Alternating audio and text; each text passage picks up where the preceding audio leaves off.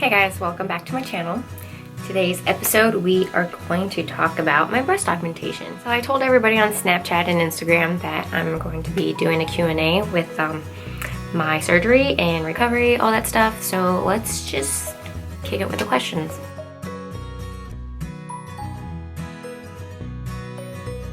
About 2-3 days ago, I went back to the gym, but I go to LA Fitness right now and I just use all the machines and I'm doing completely like lower body workouts. So I am focusing on my glutes and my legs.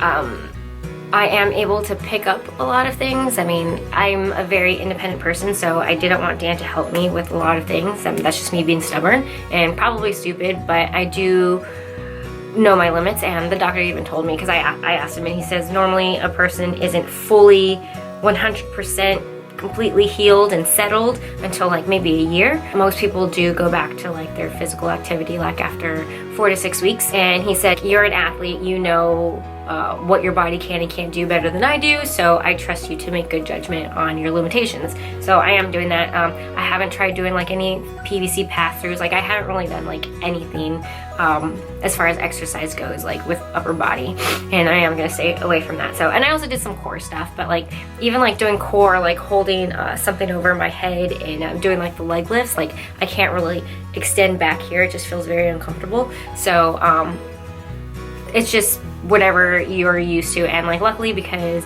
I am an athlete and I've been working out for the longest time, for years, that's going to be really helpful with recovery for anybody. I mean, after day 3 or 4, I mean, I was good to go and I was doing things on my own. So if you are very active, you're going to have a very good recovery.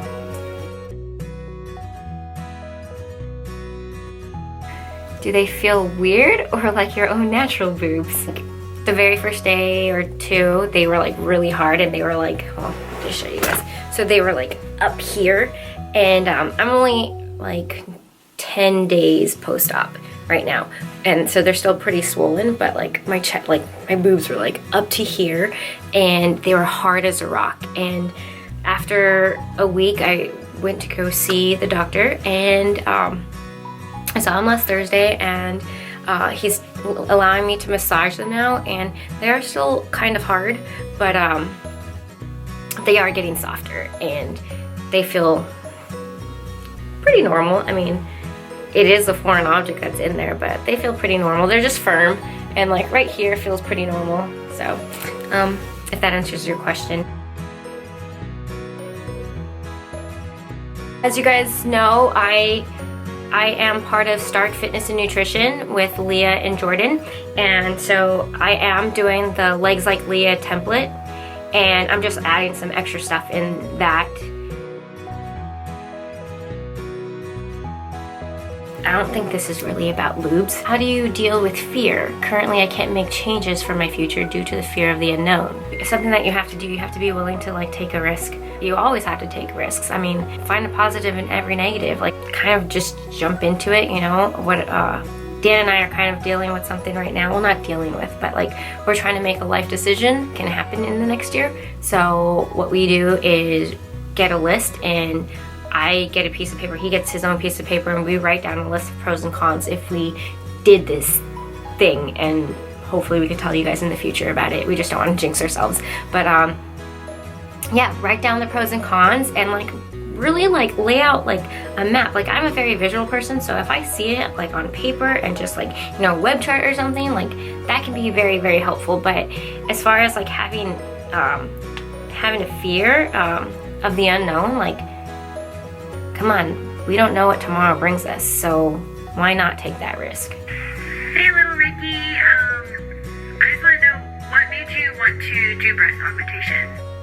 If you guys saw the video before this, you guys know that I've been wanting this for a very long time, 14, 15 years. Obviously, like in high school, I can't get the procedure done, and my family are all developed. They all have C's and D cups, and my mom always told me, like, just wait till you get older because you might develop a little bit later, or even wait till you have children because your body's gonna change. Well, I'm 30 years old. I don't know when or if I do plan on having kids in the future, and I still wanted them. I thought it was a great opportunity right after my show, because my show meaning the TV show. I don't do bikini, and it's nothing against them, it's just that I'm not disciplined enough to do all the stuff that they have to do. But anyway, it was a good opportunity for me at this moment, because I don't have any weightlifting meets coming up anytime soon. I saved up the money and it was a Christmas gift to myself. I've been wanting them for a long time, and I got them. I should take a before picture, but I'll show you guys right now. Okay, so I just started putting the bio oil last night. So let's mark that December 31st was day 1 of using it, and I'll just keep you guys updated on the scars. But yeah, like 20 something people recommended it to me the other day. It does say that you need to use it for a minimum of 3 months. So let's give it 6 months and see what it does. And it was pretty inexpensive. I think like for 4 ounces it was like $13. It came out to like 16 bucks on Amazon. You saw I did the under the breast incision. I got silicone. This was 275cc and this was 240cc. Yes, this one was a lot smaller than my right. So yeah. I mean, I'm sure it will. I've already said that they've kind of gotten in the way, you know, trying to like reach over to like scratch my shoulder, and like I could feel something like in my way, you know. So yeah, but it's just something I have to get used to. I mean, I know a lot of lifters that have their breasts done, and a lot of CrossFit Games athletes that have their breasts done. So it's just, you know, a small little hurdle I have to get over, but I'll be okay. I am so lucky. Everybody's been very supportive, and like those people that are maybe against it, they haven't really said anything. Do what you want to do, it's your body, and if you're happy, then you're happy. But knock on wood, no negativity yet. So if the way I handle it is totally ignoring it. That's it. I started off as a 34A, and now I am a medium C. No, I don't regret them. In fact, I wish I got them sooner. Because of your procedure, do you miss lifting? Well, yeah, I do miss lifting, but I did start getting, I don't know, bored, or if I lost my passion. But I needed a break. I definitely needed a break from lifting, and it just lets me focus on my business. It lets me focus on YouTube. It lets me focus on other things besides weightlifting. Sometimes you do need to take like a little hiatus, and that's okay. And that's with anything and everything. So I miss it, but it's always going to be there, and one day I'll get back to it. Today is Tuesday, January 3rd, which is 12 days post-op. I did go to LA Fitness, and I tested the waters a little bit. I was able to do some upper body exercises. I just used 5-pound dumbbells.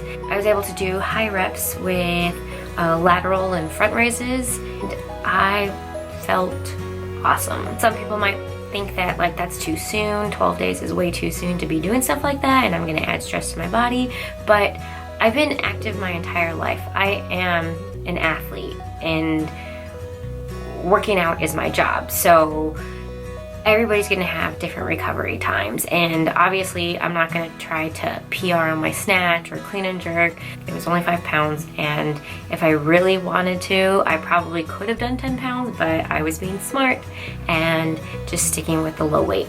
Exercise done in moderation during recovery actually helps speed up recovery. So the low impact cardio that I was doing today was the stationary bike. And I did do the Stairmaster a couple of days ago, and then as soon as like my heart rate went a little high, that's when I stopped, because an elevated heart rate can also cause hematoma, and I definitely don't want that while I'm trying to recover. Let me also add that low impact cardio like walking on the treadmill, cycling, like that will actually oxygenate bruised muscles, which will reduce inflammation. So it's a good idea.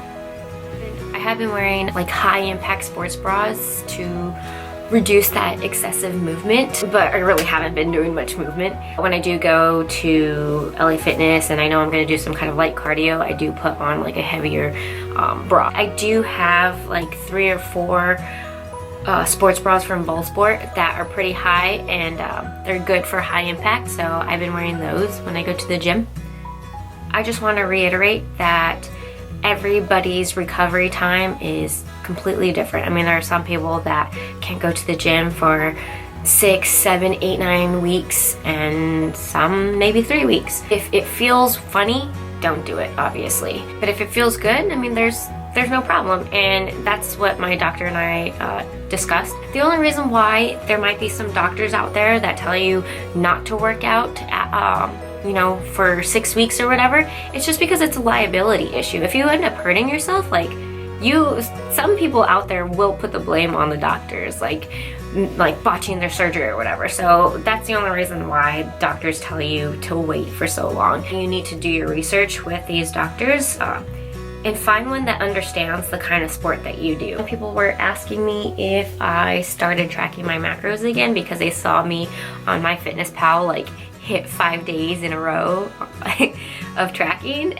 Yes, I started tracking December 29th, which was last Thursday.